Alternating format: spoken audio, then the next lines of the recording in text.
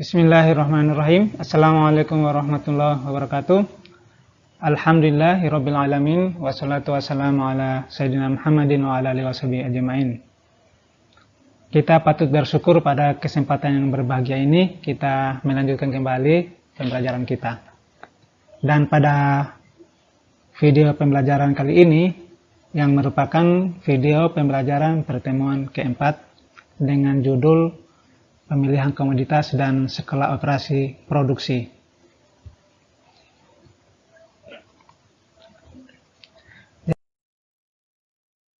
Kita ketahui bahwa tentu untuk menjalankan satu kegiatan manajemen produksi, maka perlu kita melakukan penetapan dari skala atau perencanaan produksi.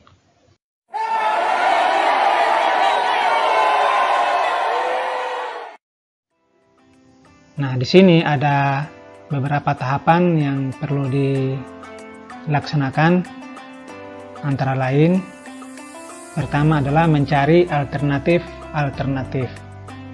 Karena memang di dalam kehidupan kita pada umumnya memiliki berbagai macam alternatif, di mana alternatif yang ada tersebut tersedia di hadapan kita untuk kita pilih.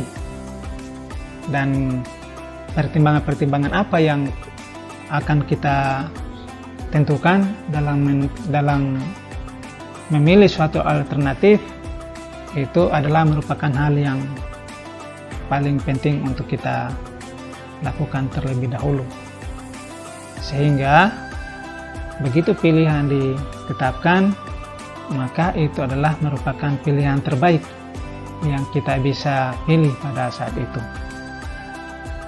Kemudian yang kedua, melakukan analisis perencanaan. Tentu kita harus tahu dari alternatif yang sudah kita pilih tersebut, kemudian kita akan menentukan apa langkah-langkah selanjutnya. Apakah langkah-langkah yang kita akan pilih tersebut adalah merupakan langkah-langkah yang tepat. Sehingga kita perlu melakukan analisa berdasarkan kondisi yang ada pada kita dan kondisi yang ada di luar, tetapi memberikan pengaruh atau bisa mengintervensi atau bisa memberikan dampak terhadap apa yang akan kita lakukan nanti. Maka itu melakukan analisis perencanaan. Kemudian yang ketiga, tahapan yang ketiga yang kita bisa lakukan dalam tahapan perencanaan ini adalah membandingkan situasi baru dengan situasi saat ini. Tentu kita tidak bisa membaca sama antara berbagai macam waktu dan situasi itu. Segala sesuatu terjadi perubahan atau perkembangan, baik perubahan tersebut sesuai dengan keinginan kita maupun perubahan tersebut tidak sesuai dengan keinginan kita. Baik itu situasi tersebut adalah sesuatu yang baru yang kita tidak pernah duga, maupun sesuatu yang mungkin kita duga berulang kembali.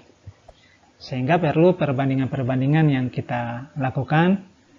Apa kira-kira situasi baru yang kita ingin ciptakan tersebut yang berbeda dengan situasi-situasi atau kondisi-kondisi yang telah ada sebelumnya.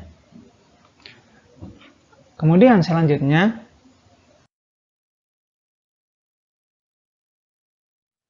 kita juga perlu mempertimbangkan namanya faktor-faktor yang langka, karena tidak semua apa yang dibutuhkan bisa dipenuhi. Kadang-kadang bahkan langka. Langka itu artinya jarang atau sulit untuk kita dapatkan sumber daya tersebut. Maka perlu dipertimbangkan, perlu diperhatikan dengan baik. Misalnya ada kelangkaan tanah. Memang tanah itu semakin lama semakin berkurang, disebabkan oleh karena banyaknya manusia yang ingin memanfaatkan tanah, sehingga terjadi konversi penggunaan tanah baik dari penggunaan tanah karena dari tadinya digunakan untuk lahan pertanian atau lahan industri dan seterusnya berubah menjadi lahan pemukiman, atau hutan berubah menjadi lahan perkebunan dan seterusnya. Dan itu menyebabkan terjadi kelangkaan tanah. Ataupun memang banyak tanah tapi itu bukan milik kita, masih milik orang lain atau milik negara. Maka tentu dengan kelangkaan tanah ini biasanya yang dilakukan adalah melakukan intensifikasi lahan yang ada.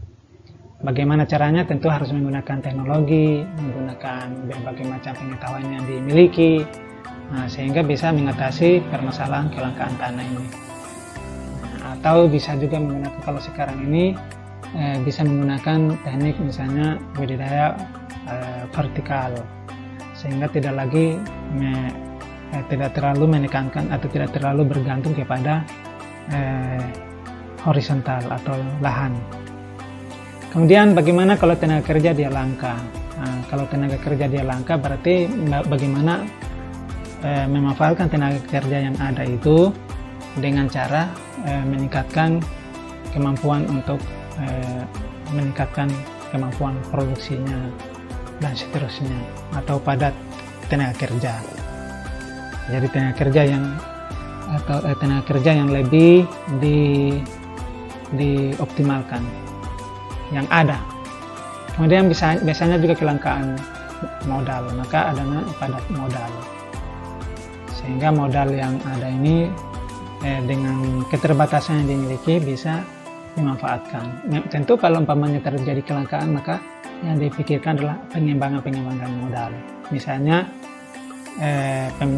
kredit atau pembiayaan dari pihak lain dan seterusnya.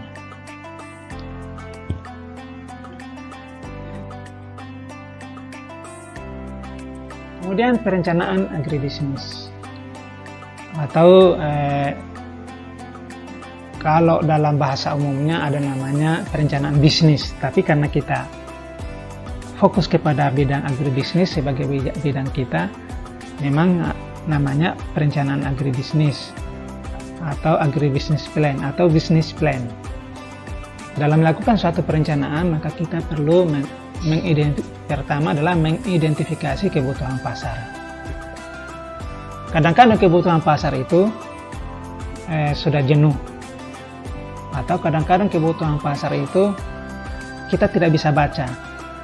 Maka untuk melakukan pembacaan, maka dilakukan identifikasi, baik melalui usaha yang disebut dengan penelitian atau survei secara sistematis, ataupun juga barangkali secara kebetulan. Maka dilakukan atau bisa juga dengan membuat produk terlebih dahulu, di mana sesuai dengan apa yang kita inginkan. Kemudian dilakukan pengetesan apakah produk tersebut diterima oleh pasar. Sehingga kita ketahui mungkin ada saran-saran dan seterusnya terkait produk dimaksud. Kemudian yang kedua, identifikasi kebutuhan industri hilir. Tentu kita juga tahu bahwa namanya produksi industri itu tentu membutuhkan kebutuhan atau informasi-informasi, produk-produk dan seterusnya itu yang memang sesuai dengan apa yang mereka inginkan. Jadi kalau ini perlu teridentifikasi dengan baik, artinya kan industri hilir ini kan langsung menghubungkan antara kegiatan produksi kemudian sampai kepada konsumennya. Itu kebutuhan industri hilir. Karena di industri hilir inilah yang akan nanti menentukan apakah produk tersebut diterima oleh konsumen atau pasar.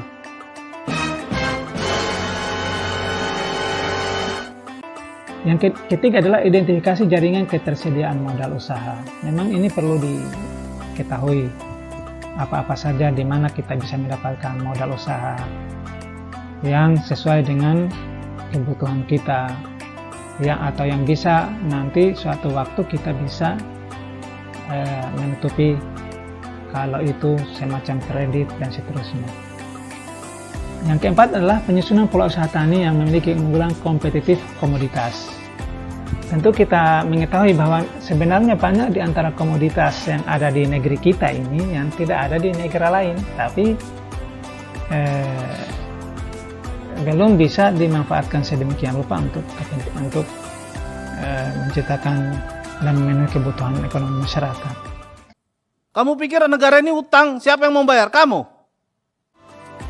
Ada namanya keunggulan kompetitif, ada namanya keunggulan komparatif.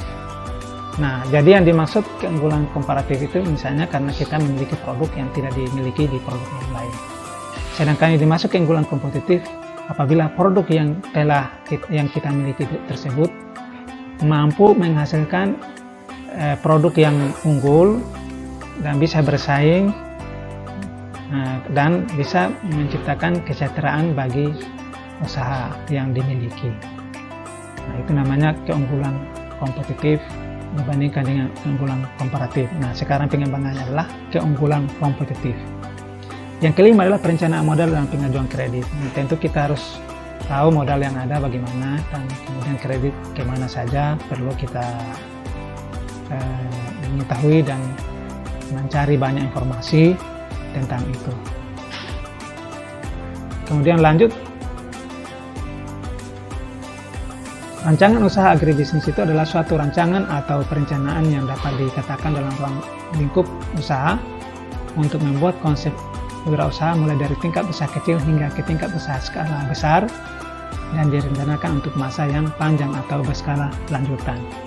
Jadi kalau kita membuat suatu rancangan, maka tentu harus jelas apakah kita akan mengembangkan usaha kecil, usaha menengah, usaha jangka panjang, besar, dan bagaimana tindak lanjutnya pada masa yang akan datang. Maka aspek yang perlu diperhatikan adalah jenis usaha apa yang kita akan tentukan, gambaran usahanya seperti apa, letak usaha, karyawannya, teknik produksinya bagaimana seperti apa, dan pemasarannya seperti apa. Itu perlu tercakup dalam rancangan usaha ini.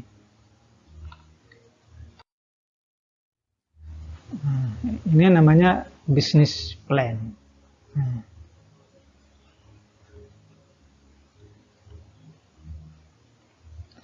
Rencana bisnis merupakan outline tujuan dan sasaran, rencana tindakan bagaimana meraihnya dan apa yang menjadi sasarannya. Nah, itu rencana bisnis kita perlu mencakup hal-hal ini.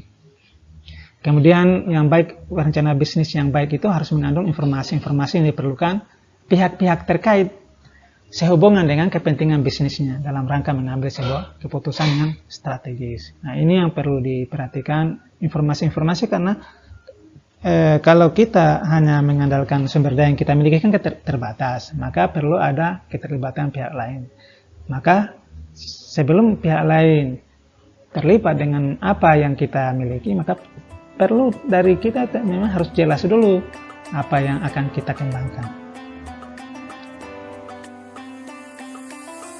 Apa fungsinya? Yang pertama adalah mengarahkan seluruh anggota dalam perusahaan tentang rencana-rencana yang akan dicapai. Jadi kalau umpamanya punya rencana, maka kalau dia jelas, maka semua anggota yang ada itu akan bekerja fokus pada apa yang ingin dicapai tersebut. Nah, kalau dia jelas, maka orang lain atau anggota dan orang lain memiliki gambar, oh ini yang akan harus dilakukan. Kemudian yang kedua, memudahkan pengelolaan usaha karena sudah direncanakan dengan tahap yang baik dan pertimbangan yang matang. Kalau sudah dipikirkan dengan baik, dipertimbangkan dengan baik, direncanakan dengan baik, maka itu akan memudahkan pengelolaannya nanti. Yang ketiga, memberikan gambaran ke masa depan tentang usaha yang diinginkan. Sehingga kalau umpamanya nanti akan ada perubahan-perubahan pada masa yang akan datang, dengan fondasi usaha yang sudah bagus, maka itu akan lebih memudahkan. Kemudian membuat rencana usaha yang dapat menjadi maskot dari sebuah kegiatan agribisnis yang bertaraf nasional maupun internasional. Jadi ada gambaran-gambaran di mana dengan orang melihat begitu, artinya seperti orang bermimpi. yang dilihat kecil tapi bayangan sudah besar. Nah, sehingga itu bisa menjadi pertimbangan pokok yang akan dilakukan pada masa-masa yang akan datang. Kewirausahaan adalah suatu kemampuan dalam hal menciptakan kegiatan usaha. Kemampuan menciptakan memerlukan adanya kreativitas dan inovasi yang terus-menerus untuk menemukan sesuatu yang berbeda dari yang sudah ada sebelumnya. Kreativitas dan inovasi pada akhirnya mampu memberikan kontribusi bagi masyarakat banyak. Jadi kita bicara tentang kewirausahaan atau entrepreneurship ini, artinya berarti ada sesuatu yang baru yang belum dimiliki oleh orang lain. Inovasi, kreativitas, inovasi menciptakan sesuatu yang baru, kreativitas itu artinya menemukan hal-hal atau setiap ada masalah, ada kendala, maka dia mencari solusi-solusi, itu namanya kreativitas. Kalau inovasi menciptakan sesuatu yang baru, di mana yang baru itu bisa memberikan kemampuan untuk memberikan solusi terhadap apa-apa yang kita hadapi. Nah, itu namanya kewirausahaan. Maka kita sebagai mahasiswa agribisnis, tentu kita tidak bisa berharap misalnya menjadi pegawai negeri atau karyawan, tetapi kalau kita memiliki kewirausahaan, maka kita bisa menciptakan usaha sendiri, melakukan inovasi-inovasi, kreativitas, sehingga bisa menciptakan suatu usaha yang bisa terus berkembang. Mantap. Kali ini saja pertemuan kita. Terima kasih atas perhatiannya. Wassalamualaikum warahmatullahi wabarakatuh.